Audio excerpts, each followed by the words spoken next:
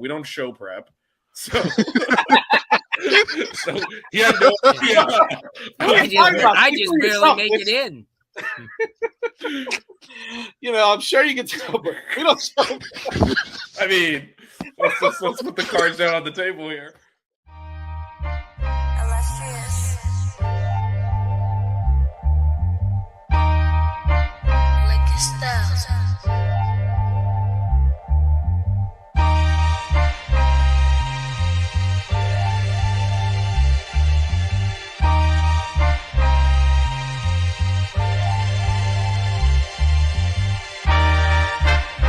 Miami Hurricanes, yeah. You know the name already.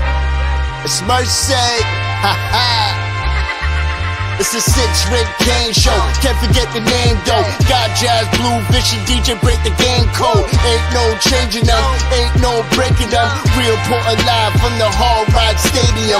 Ball 14 for the orange and green. We see the 6-Rig champs. It's more than a dream. This is life on the field. Beyond 100 yards, a hurricane that's never still put a damage to your squad. The 6-Rig Kane show. The 6-Rig Kane show. The 6 Rings Kane show. You know.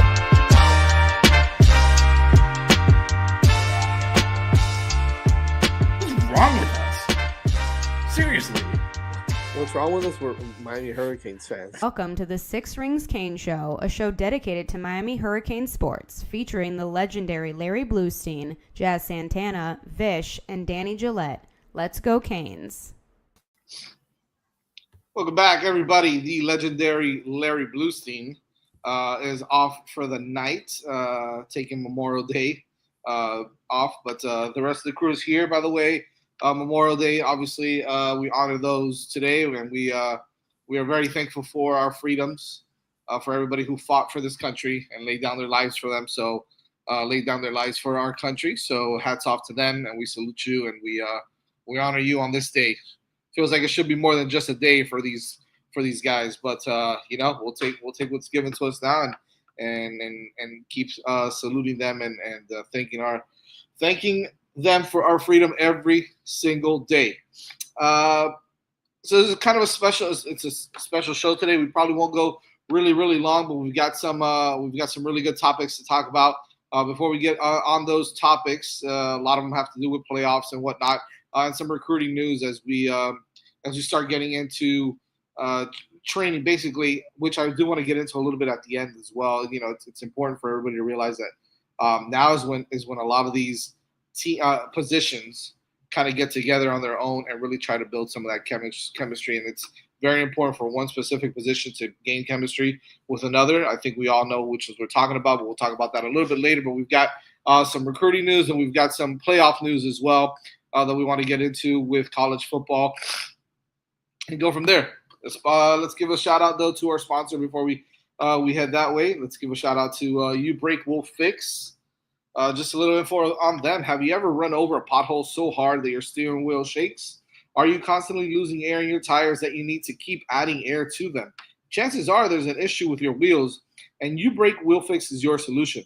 You Break Will Fix is Miami's premier wheel repair and restoration company. With over 20 years of experience and located in North Miami, You Break Wheel Fix offers quick repairs for damaged wheels, and in most cases can offer free loaner wheels to help you keep you on the road while they repair your damaged wheels. So if your wheels are looking weathered and it's time to freshen up those wheels on your car, don't replace them, refinish them. Their in-house wheel refinishing solutions, such as powder coating, machining, and polishing, will give your car the like-new look it deserves. So contact Mark and his staff at 305-748-0112 or on all social media outlets at You Break Wheel Fix. It's the letter U, Break Wheel Fix, like the wheels. Mention 5 reasons and get 5.5% off your next repair. Let's check them out. It's You Break Wheel Fix powder coating and wheel repair. 305-748-0112. Let them know 5 reasons sent you. Oh boy. Anyways, how'd you guys? How's your Memorial Day so far, DJ and Vish? Really nice up here, so I can't complain. Very good weather, probably the best weather we've had in a week, so it was great. You were getting some nasty rains and stuff, Yeah. right? Oh yeah. No, it was brutal all weekend, and then when everybody has to go back to work or get ready for work like today, absolutely beautiful. So it's kind of disappointing in that way, but I'll take it. Of course, down here it was like 175 degrees. So I was able to get in the pool a little bit this weekend and spend some time Nice. with fam. And I know Nice. Vish has got some things going on too. So down here in Miami, trying to pull some. Yeah, no. Today was about the baseball team, so we'll be Yes, it about was. that show. Yes, it was. So stick around for that because we've got the Canes on Deck show later tonight, and we'll talk about the seating, on the road to Omaha, baby. Let's go. Wishful thinking. We'll see. You never know. I don't want to get into it because I got a lot to talk about. Yeah, we got another show to do that. We got a lot. Let's talk football because football is still going on. A lot of things going on in college football world right now. I kind of want to get into the first things first. Is look, I'm a big fan of what we did this past year and changing it over to that 12-team playoff. I really liked how it worked out. I'm a fan of it. So I know some people still feel jaded, right? They feel like their team maybe got left off. Maybe it was a group of 5 team or whatnot. But for the most part, I think the committee did a pretty decent job of ranking of putting in the right 12. Maybe with a difference here, maybe one here, one there. But it's always the same. So there's always going to be someone that's going to talk about it. However, I think they made some really good changes that I kind of agree with. I think we struggled to understand why the seating was set up the way it was last year, Vish. And I want to talk to you. I want you and DJ just to kind of give me an idea as to how you feel about it. So the first things first, the top 4 seeds are with a double bye now are the 4 highest seeded teams in the committee rankings. So regardless of conference championship or not, it doesn't matter anymore. It's you're the top 4 teams. So the top 4 teams in the country are now your top 4 teams in the playoffs. How do you guys feel about that? Do you prefer still the conference championship route, or are you happy with this route better? Because I happen to like this one a little bit better. Yeah, I hate this one, to be honest. I think the one thing that was a meritocracy was winning your conference. They're taking that away. They're just going to put 4 SEC teams in the top 4 and F everyone else, and it's a ridiculous, honestly, because those teams all went and lost, and we had to sit there and listen to them say, "No, Ole Miss is good because Kentucky won 3 games, but they're good too, so it's okay to lose them at home." Then they go out in the playoffs, and they actually proved the SEC was not better than these teams. The only one that really won anything of note was Texas, beat Clemson, who wouldn't have even made it. And then Texas, if they'd win the ACC, and then they kind of stole that Arizona State game. And so, no, I think there has to be some level of merit-based, black and white factual seeding. Otherwise, it's just these dudes in a room saying we think the SEC is better. And that is, and the fact that, it ended up because Clemson won the ACC being a moot point. But the fact that they moved Alabama up in front of us for beating Mercer is a tell on terms of, and keep in mind they had an extra loss too. This was not like for like comparison. This is just, this is going to end up being it's going to be the top 4 teams are going to be from the SEC and Big Ten. We know that. And regardless of whether they deserve it or not, to me, that's frustrating. I like the idea of you win your conference, you get something for it. What about you, DJ? I love it. I'll be honest. I love it. The whole conference championship game and the whole, conference championships was an outdated. It's becoming outdated.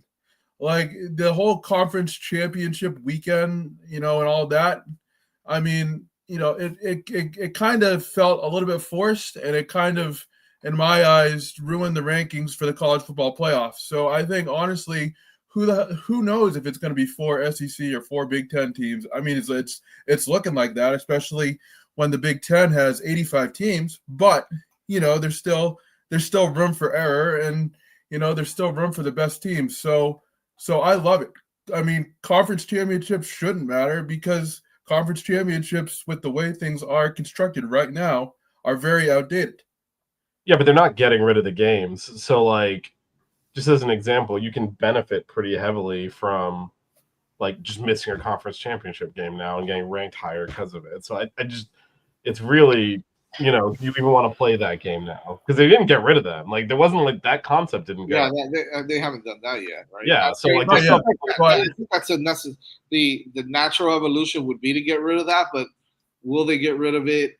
I mean, essentially, the good thing is that I think that the conference champs are still getting automatic bids, right?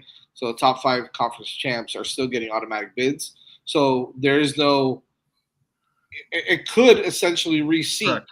It could essentially. Now I'm coming from this. You're coming from probably the right perspective, in the sense that, you know, this whole crap with the SEC reigns supreme and everybody, you know, it doesn't matter what anybody else thinks. We're going to put the top 4 are always going to be SEC teams. My thought process was the what's the word I'm looking for? It was the genuine sweetheart thought process, where they're really going to go in there and say, okay, these 4 teams are deserving of the top 4. And then those are the top 4 teams that should be in there, right? Regardless of conference. But the fact of the matter is that I think initially, until something changes where other teams are completely dominating some of these SEC teams, unfortunately, yeah, you're probably going to see, you know, top 2 or 3 teams there. And I think one of the from issues, a genuine, like from a position of where that doesn't exist, it's a great idea, but it does exist, and so that's why I have a hard time. I think my frustration. I don't know if it's great, but I like it. I like the idea of it. I think my frustration with this, and I would agree with you if there was any kind of, like, honest broker doing the ranking. Right, exactly. Because, I mean, to me, the reason this is more of saying that would have been even last year at this time is it is very hard for Alabama playing the schedule they do to lose more games than they lost last year. They had to lose to a lot of bad teams. That's the 3 of them that had 6+ losses, and they still were going to put them in there. And so, like, it's kind of like, there is no standards for this conference, because if you get the logo on there, I would say that doesn't necessarily apply to the Big Ten. The Big Ten gets some logo, but it's not the same as the SEC. So you think, if you're going to lose to Purdue, they're not going to be like good loss. We saw it in baseball this right? week. Like, so I think it's a little bit different. Go ahead. But I will say, go ahead, Joe. Sorry. Well, you saw it, and you both of you can answer this. We saw it in baseball this week. It happened. Strength of schedule, RPI, all of that played a factor in some, but then it didn't play a factor in some other teams who got snubbed, aka UConn. Who had an RPI, who had a good RPI, but had a terrible strength of schedule.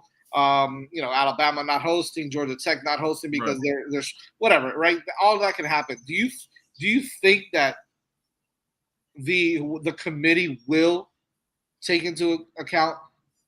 Well, let's put it this way: the committee will take into account strength of schedule and RPI.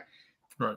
That's where the Alabamas, as you mentioned, Vish, and the Florida Gators and LSU's, who play these extremely tough schedules, right? Strength of schedules, are going to, have that extra edge over, I wouldn't even put Miami in there because they have a strong schedule this year. But, you put in, let's say Georgia Tech goes undefeated, God forbid that happens, what a shit show. But if they go undefeated, their strength of schedule is not going to be as strong as an Alabama who's going to be 12-1 or 11-2.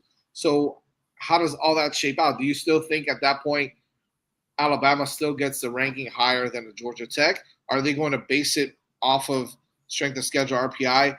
Then of course merit, I guess, if they win the championship, I guess could play some kind of role in it. I don't know. How do you guys feel? Is it going to be no? Who gives a shit? It's the SEC and that's it. Well, I do think Alabama benefited a little bit, and I know there's no measurable quantity to this, but many thought that, Nick Saban's gone, Kalen DeBoer comes in, Alabama's still going to be Alabama. And I still think they were given the benefit of the doubt in that regard with respect to some of the rankings. I don't know if they'll have that kind of, grace period again this year. So I wonder how that's going to affect things, because they clearly weren't Nick Saban's Alabama last year, and they probably never will be again, at least in my lifetime. But, I do wonder how, you mentioned strength of schedule, and I do think they'll be a little bit more, kind of cognizant of that. But I do think what we saw last year in kind of the push for Alabama was more based on the body of work Nick Saban did and how he built up the program, and they kind of put their blinders on to what happened last season than just overall play of Alabama. Yeah, but I think that's part of the problem, right? And this is why it's a tough problem to solve. I know, Jazz, you compared to baseball. Baseball's different. You're playing like 50 games. You're playing 12 games in the regular season. 4 to 5 of them are freebies, unless you're Alabama and you actually manage to lose some of those games. But so you're judging, 5-6 games, regardless of who the team is, right? Like, I mean, if you're talking about playoff caliber, you're not losing to like Bethune-Cookman, right? So like, there's such a small sample size of games where you could actually lose. Right. That's a very good point. And that's why, like, I liked the idea of, hey, you won your conference games. Those are actually like for like with your conference compatriots. And then the championship game being there meant that even if you played a softer conference schedule, which, by the way, Clemson and SMU did compared to us last year, which helped them, that's fine. We shouldn't have blown those games. But they then had to play it on the field, and like that's how Clemson got the automatic bid. So to me, there's at least some level of meritocracy there. Now, as you said, they still get in. So it's not like the end of the world. It's not like they're going to just lock a conference out. But to me, I liked that concept of, hey, you win the games in front of you, you get taken care of into the top 4. And that's gone now.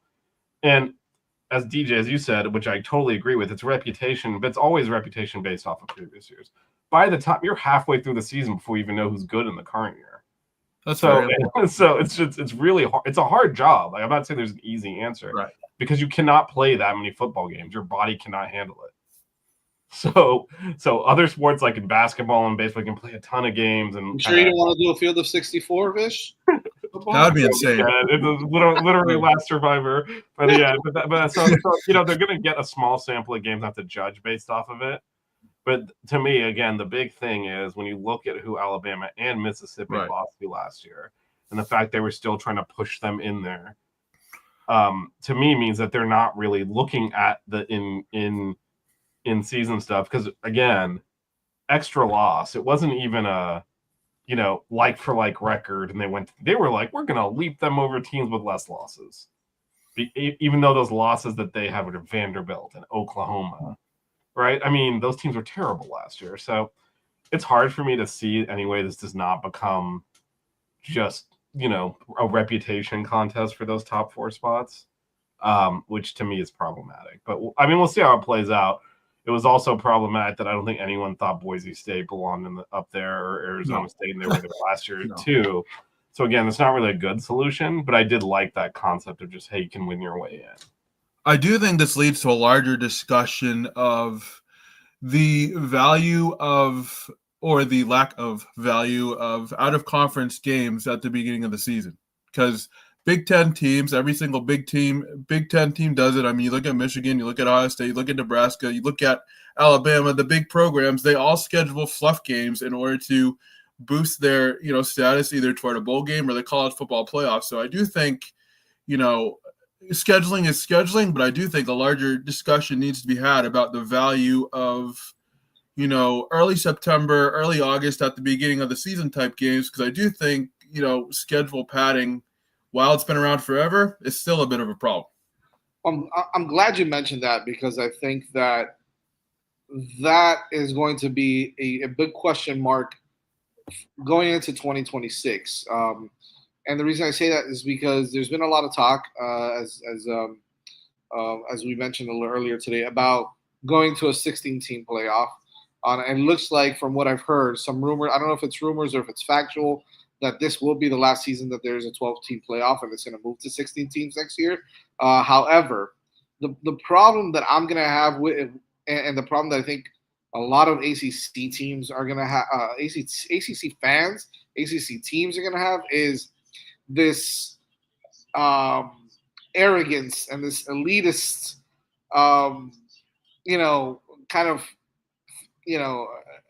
way in which the Big 12 and the SEC are going about it. Well, we want 4 automatic bids, and then the other peasants can have 2 and 1 each, and then 3 at-large bids. I think a lot of other the other conferences are going to have issues with that, right? That leads me to the next topic is the SEC wanting to. I think everybody wants to expand to that 16-team playoff schedule. I'm pretty sure it's going to start in 2026.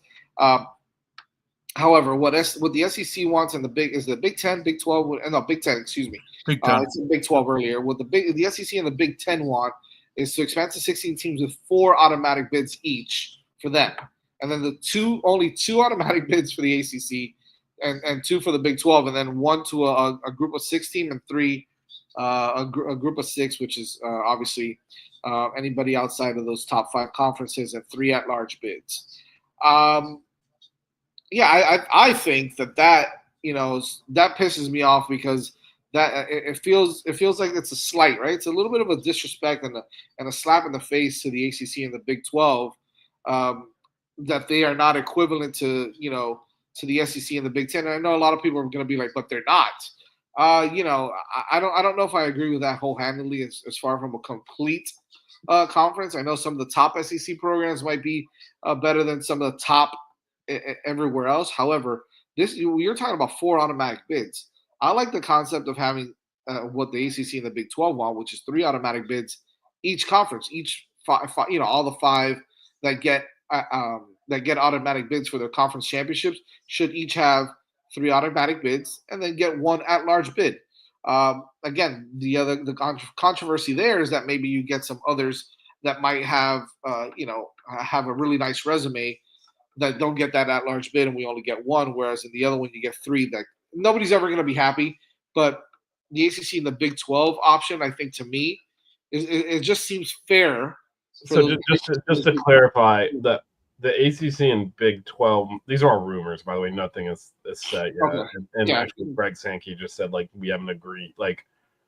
We haven't even expressed a preference. So this is still a long way to go. But the ACC and Big 12, that was a counter proposal to the SEC saying 4-2. They're saying 4-3. So even they're trying to just be less impacted. So it would be 4 from the SEC, 4 from the Big 10, 3 from the ACC, 3 from the Big 12, which if you do the math, and then you give 1 to a group of 5 conference champion, that leaves 1 spot. So that's what the ACC and Big 12 proposed. So it wasn't equitable 3. It's not 3-3-3-3. No, it's 4-4-3-3. Oh, get out of here, stupid asses! Still, Jesus. Well, I mean, how do you feel about it, Vince? How do you feel about the whole? I mean, first of all, I'm. You talking about that part is not set yet, because I'm pretty sure they are going to go to the 16 team. That nothing has been decided yet. They're still pitching 14 team models as well, so nothing has been decided. They're still negotiating everything. I think it'll end up at 16 because after the essentially what is going to happen is there's they're ordering a pizza, and the SEC and Big 10 are taking almost the entire pie, and so they got to cut more slices to feed everyone. Essentially, is what's going to happen. So they're gonna. I think it'll end up at 16, but nothing has been, because there's also negotiation rounds of potentially a 14 team, adding 2 teams instead of adding 4. So I mean, I'm okay with some inequitable automatic bid distribution, provided there's some kind of, again, I just want the play on the field to speak. And so if they can do some kind of rolling calculation in terms of how teams perform in the playoffs, if they're going to lock in bids and say you get 4, okay, then when your teams underperform in the playoffs, you lose that bid to a conference that's doing better.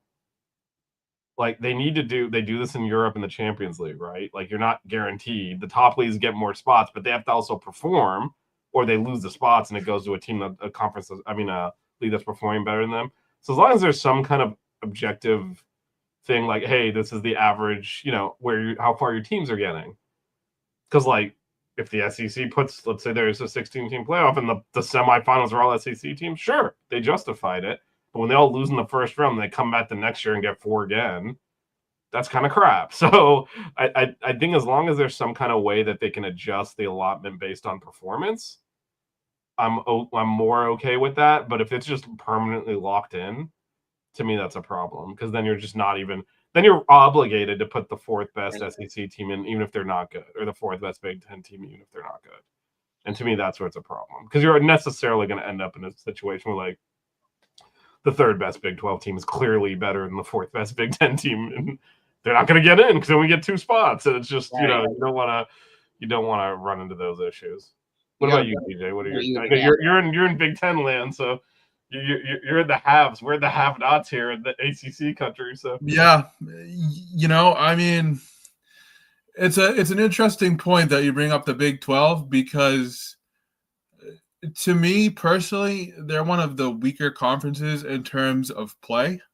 But at the same time, I do believe that they deserve a fair shot. With that being said, I completely agree with your idea of, I was thinking of, relegation, like in soccer, where they lose and they get demoted or something like that, like you kind of mentioned. And I think that's a very smart idea, because I think just locking, 4 Big Ten bids and locking in 4 SEC bids, hypothetically, that just kind of takes the incentive away from those teams throughout the season. Like, if certain teams know that, they basically have a locked up spot, that kind of, defeats the purpose of competing. And sure, you still have to compete for that spot, but you're going to have a shot at the playoff. But, I do love the idea of not having necessarily a guaranteed bid, but there's money and viewership and brands at stake, program brands. So I don't know if that would be the best sell. And I'm not saying that you said that, Vish, but,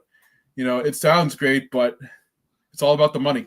Yeah, and it's about leverage too. Like the SEC and Big Ten have it, and they're using it. And there's kind of, the only option if the ACC and Big 12 are that upset about is, like, we're not going to participate in this. And I don't know where that leads them. That also hurts the Big Ten SEC, by the way. As much as they're the power, they don't want to not have the other schools there because it looks stupid, and it diminishes them as well to have, like, dueling champions, right? So it's basically just a larger conference championship for both. Conferences.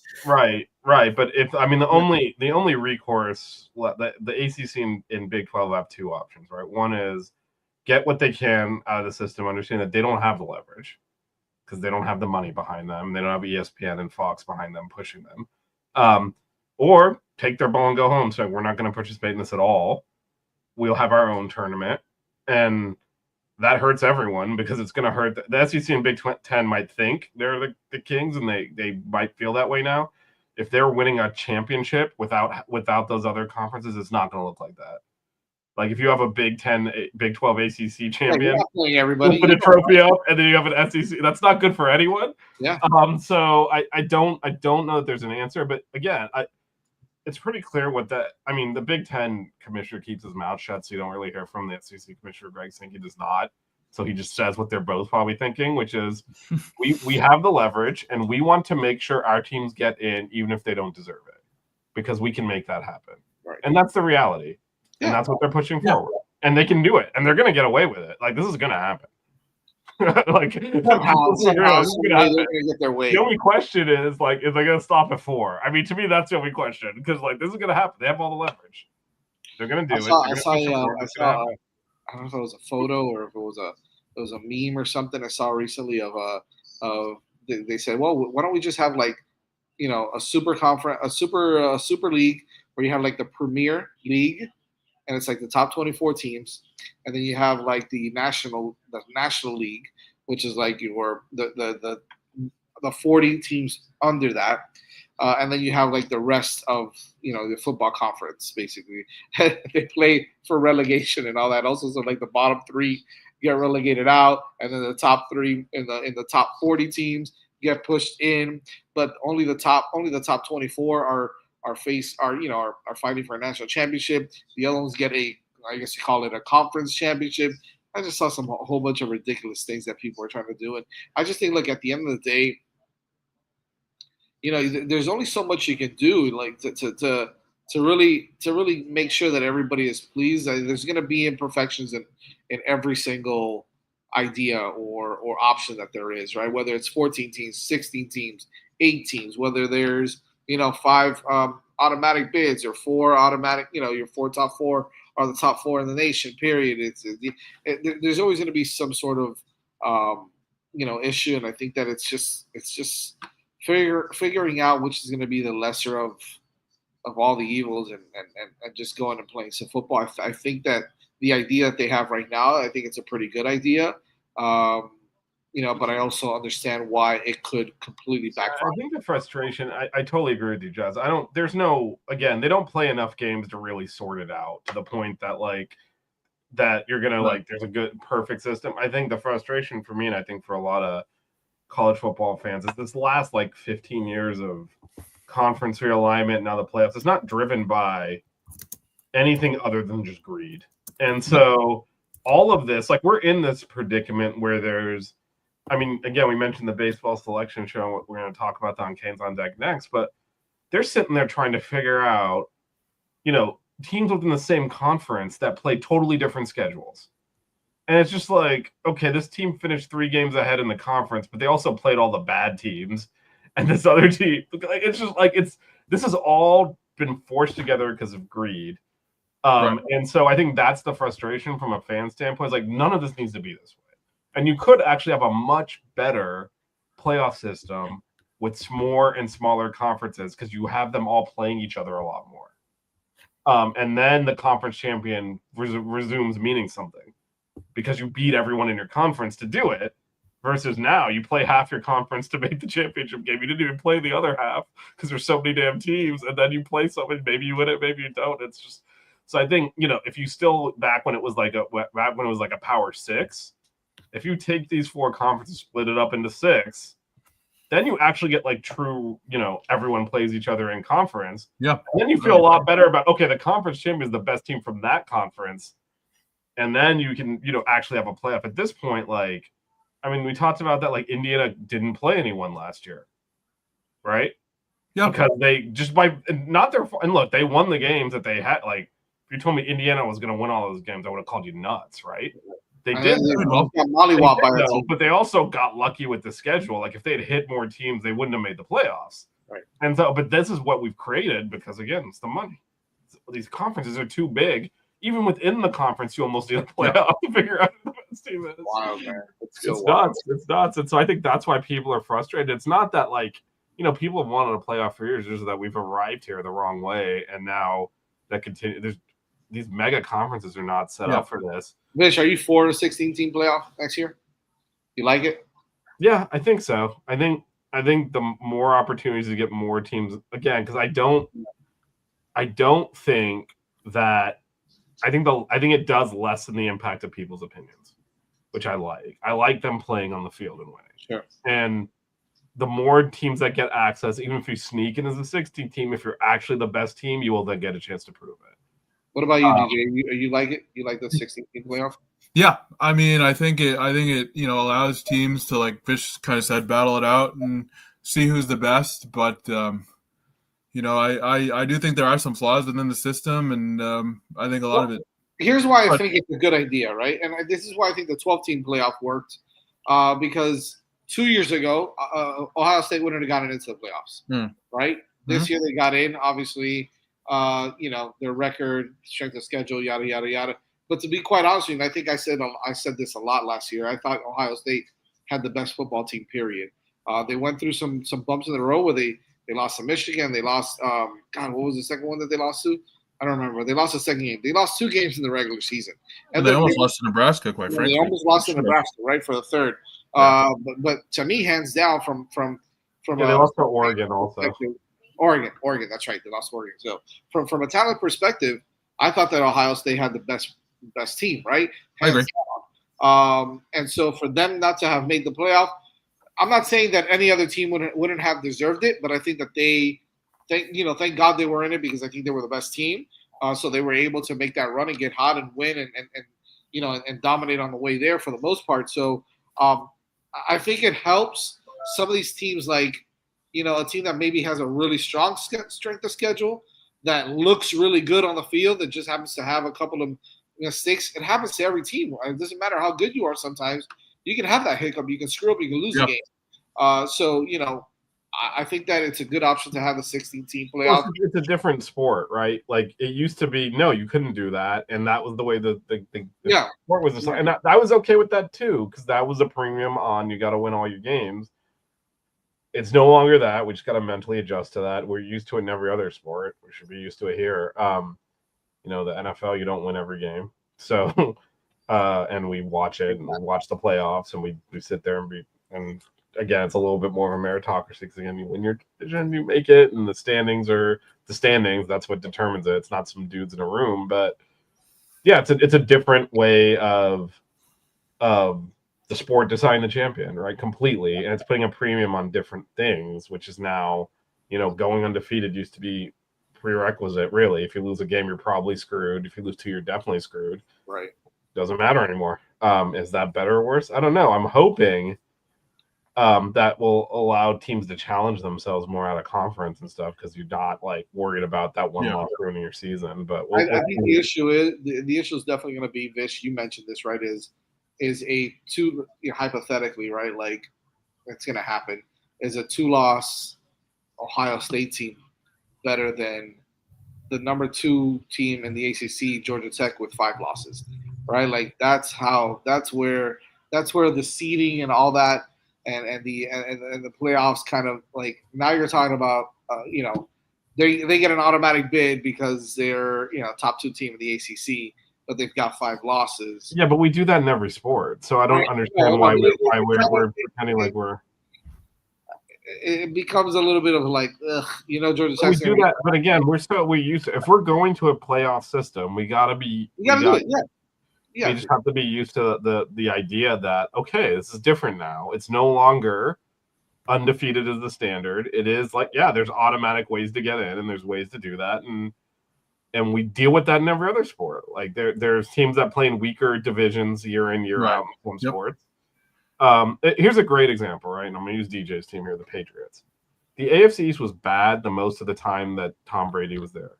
Yep. So the Patriots would put these great records up, and they would earn, and they probably would not have had as good of a record in another division. However, they'd go win the Super Bowl anyway. They were the best team, and they were able to prove that. If that was like the old college system, like, you didn't play anyone, screw you, we're going to rank you 5th, and you're not, and so this is much better because then, eventually they had to go play those teams. Right. They beat them and win the Super Bowl. So they were the best team. It wasn't their fault the Dolphins, Bills, and Jets weren't good.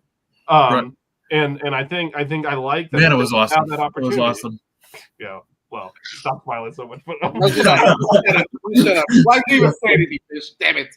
No, but I mean, I think that's a good example because they were clearly over that 2 decades almost the best team in football. Yeah. They weren't always in the Super Bowl. But if you just judged them by their strength of schedule, they would have been down like 5th, 6th, whatever, and that's not good for anyone. So I do like that everyone has that access. Their best team that went undefeated in the regular season, they get there. But that's the way it works. We don't want to talk about Warriors, DJ. and I think honestly, Vish makes a great point here too, because this is no longer college football. Develop kids for 4 years, have them stay at the program, and then graduate or whatever. You're building rosters every year now, just like the NFL. There's signings. There's no trades, but there's money involved. There's acquisitions. There's new coaches every year. It's now becoming an NFL type league. And I think, putting it in an NFL type format is kind of necessary to reflect the times that we're in. I agree. Well, we'll probably hear more about the scheduling and all that stuff as the season goes along. So, real quick before we, switch over to recruiting. Yeah, and I'm assuming at some point in the course of the next year we're gonna have news on the expanded playoff. But yeah, DJ, we will be seeing you in Boston. I'm gonna get my tickets. Marlins tickets should be cheap. So if you buy from the Marlins website, you'll probably get them cheaper. I mean, the Marlins, like, God, that team is they're gonna somehow come for your pocket, man. Don't worry. The only word the Marlins is they don't pay, you pay. So actually, Parrish has another good point. The portal is kind of free agency. We just made. I mean, again, it's in a way it's it's fun. It's a new way of designing Champion, in a way it's sad. Like, it's gone. It's not coming back though. We just Right. I mean, you're seeing teams hire general managers for crying out loud to deal with salary caps and NIL deals. Yeah, It's exactly. not Like it's totally it's not coming back. So I Yeah. think we need to mentally like prepare for that. Yeah, for sure. Hey, just an update. Carolina's on a power play right now, but Hey, don't. There's someone watching our show that does not want to know the score, so don't say it. doesn't want to see. Doesn't want to. Don't say anything. All right. I will boot you out of this show. All right. All right, Jess, say something. No, just kidding. Do not do it. Do not do it. Well, if they do score, I might cheer. Or something. No, don't do anything. All right. Recruiting real quick. Good luck. All right, talk about recruiting. So this is a good one. She's had another recruit commit this week, as usual. After we get off the show, no, it was this weekend anyway. So it was this weekend also. Rhys Woodrow, who is a big time offensive lineman. I knew it was you, Melissa. Obviously, it was you. But big offensive lineman out of Jacksonville Boone, if I'm not mistaken. Another big program out there on the up north in northern Florida. Big time offensive line. I think he's going to be an interior guy, 6'4", 280 pounds right now, and it looks like he might project as a nice inside linebacker. This is going to be inside lineman, like an offensive guard, center type. Although I know who they're going after for their center. We'll talk about that in a second. However, Rhys Woodrow. So this is an interesting one, DJ and Vish, because I'll tell you right now, he's rated a 3-star prospect, right? And when I talked to Blue about it, and I'll just give my 2 cents right off the bat before I ask you guys, talk to Blue about Woodrow and what he brings to Miami. Is he Miami material? Blue right off the bat says yes. The kid can play in Miami. He's got some polishing to do. He's a little bit raw in some areas, but a talented kid who can definitely really learn some things from Mirabal and Cristobal and develop into a really, really good offensive lineman. But he's strong. He's physical. He's one of these tenacious, big-time bulldog type of guys with a mean streak. And so, but it's a guy that not a lot of people know, right? So a lot of people are going to talk trash about why is Miami taking a 3-star offensive lineman? Shut up. They just took the number 1 offensive tackle in the country. What the hell do you know, number 1? Number 2, this just goes to show that there's a lack of, like we spoke about last week, right? There's a lack of guys out there that are really going out there and ranking and really, and looking at a lot of these kids play. He was also at one of Blue's camps recently. So Blue has a lot of knowledge on Rhys Woodrow. I wish he was here to talk about him today. But I think the kid has a great opportunity to come in and polish up some skills and really develop. Maybe be a guy that gets on the field in year 2 or year 3. But definitely a guy that Miami really liked, brought him in. And honestly, are you going to complain about any offensive lineman that Mirabal or Cristobal bring in? I don't think so. So, DJ, we'll probably start off with you on this, man. One of the big uglies up in North Florida, but a very talented offensive lineman. Your take on Rhys Woodrow, excuse me. I've always been of the opinion that star rankings for offensive linemen in particular don't matter. I mean, my friend was a 3-star offensive lineman.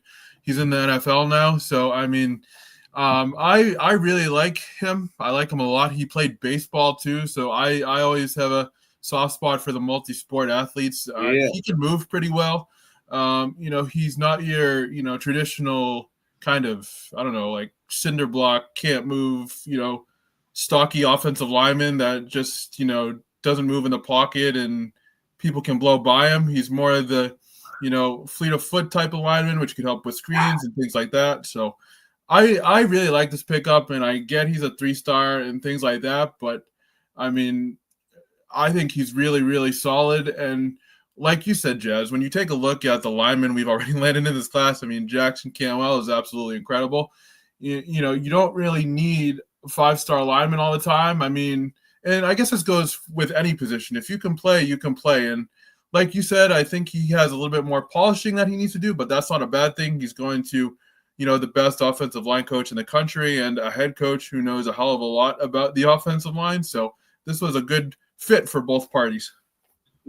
Not only that, and obviously Mel brings up a good point, Vish, about Nes Cooper not being a well-known guy coming out, being a three-star athlete, a three-star lineman, and look, a lot of three-star guys, and I hate to say this because it's very cliche, and a lot of people say, "Oh, three-star guy in Florida is a five-star guy or a four-star guy in Missouri or Tennessee or whatever." That's not the point. The point is that you get this staff, Vish, to go and evaluate a player, where these ranking systems don't go out and really pay any attention to or can't see 10,000 players or 1,000 players, right? And they're ranking them based off of what some 7-on-7 coach says or what some dad says or whatever the case is. Sometimes you really have to sit back and kind of let the guys do what they do best, right? Which is go out there, evaluate players, and pick up the guys that they really want. Some are just obvious, right? Cantwell was just an obvious guy. Ben Congdon, just an obvious guy to go out there and get. Rhys Woodrow is a guy that you got to go out there and you got to find. And I think they found a good one there in Woodrow, Vish. Yeah, I think the star ratings are a little complicated, right? They loosely do correlate. You get higher star Melissa said they don't matter. They matter on the macro level. They don't matter on the individual level because you're gonna miss, right? It's like the whole go back to DJ's team again. It's like the Tom Brady was a late round pick, and everyone's like, oh, you can get it. No, it was a fluke, right? I mean, if you continue to draft quarterbacks that late in the draft, you're not going to be good, right? So just because Tom Brady, it's the same thing. Cam Ward is a 0-star, and he's the #1 pick in the draft. That's like an anomaly. But you can't judge an individual kid because those anomalies exist. The other thing, though, I think it's really important, and I think this is why some of our fans are jaded and like, oh my God, 3-star. It's the position you do it from.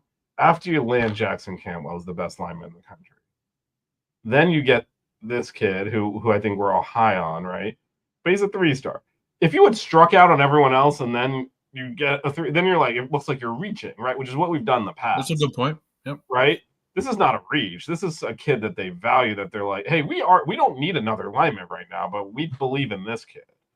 Where in the past, a lot of our 3-stars have been like late ads and oh crap, we need a running back, period. We didn't land anyone in this class. Let's get that guy in there, right? This is not that. And I think that's really important, that this is clearly someone that they view is a University of Miami caliber starting player. That's why they went and got him, because they didn't need the depth. They're already, like Jazz, you said, they're already knocking it out of the park with this O-line class. They view that this guy fits with the rest of it. That's very different from when you start missing and missing and missing and missing, and then you're like, oh, let me get this 3-star in there. So I think people need to have some perspective on that. And that's a great word, Vish. Fit. This is a fit. This is a fit. This may not be a fit for Michigan. May not be a fit for Washington.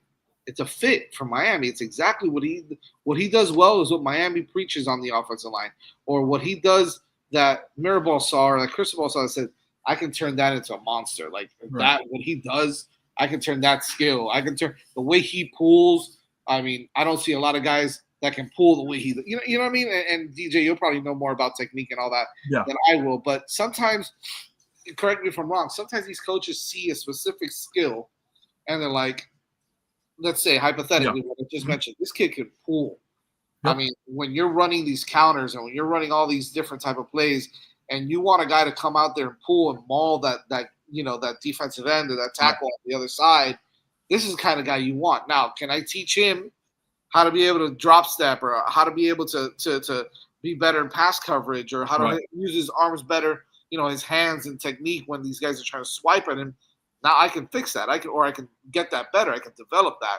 Now you're talking about he has a set of skills already that can translate, and now I just got to work on some other stuff. Does that make sense? Yeah, and it also depends on your style of offense, because we talk about pulling or run blocking, and if you're, because Big Ten familiar, Nebraska likes to run the football, and in that case, you're looking for pulling, you're looking for guys that can create holes, create gaps, in order for the running back to get through. So if you're looking at a lineman like that, you have, you want to see what their footwork is, you want to see if they can pull, you want to see if they can get the upper hand on their man and, create solid lengths. Whereas if you're in a passing offense, for example, you want to see how their footwork is. Do they drift back into the pocket when they engage with their man, or do they stay firm? So you look at it based on offensive style. And I think in that regard, Woodrow is a very good pass blocker, and, Miami,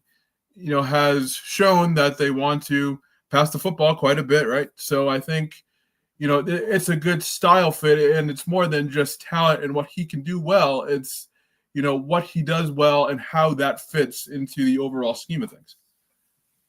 Speaking of what Miami wants to do, whether it's throw the football or run the football, I think that I wanted to mention this because, guys, now we get into training, right? Now they're doing conditioning.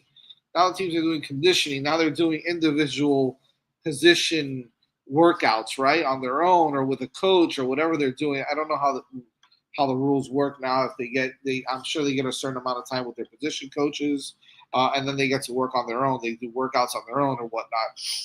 Right now, good news, which I don't think we ever really mentioned here, but Carson Beck is a full go. Like, he's a full go for throwing and for everything. So he's at a point right now where he's. No, we mentioned that a couple of weeks ago. Okay, I might have been out. Yeah. So now we're talking about what you better be doing is every single day is getting with CJ Daniels, getting with Malachi Tony, is getting with JoJo and Nikar and the rest of that offensive offensive skill position team, right? The tight ends, the running backs, getting to understand their deficiencies, but also what they do well, or how you guys can kind of connect and build that chemistry and understand what their strengths are and how to make sure that you guys communicate on every level. Find out what what the cadences are going to be like. Listen to their voices. Listen to how they drop back and how the quarterback drops back. Carson Beck needs to see CJ Daniels' footwork when he breaks off of a hitch or when he runs a post. He's got to understand what his body movements are like. Like, all of this stuff is so important now, especially for a quarterback, which is something that obviously Cam Moore did really well. Now, we all saw the interview about a month ago with Carson Beck. Everybody fell in love with him and what he's all about. Keep doing that.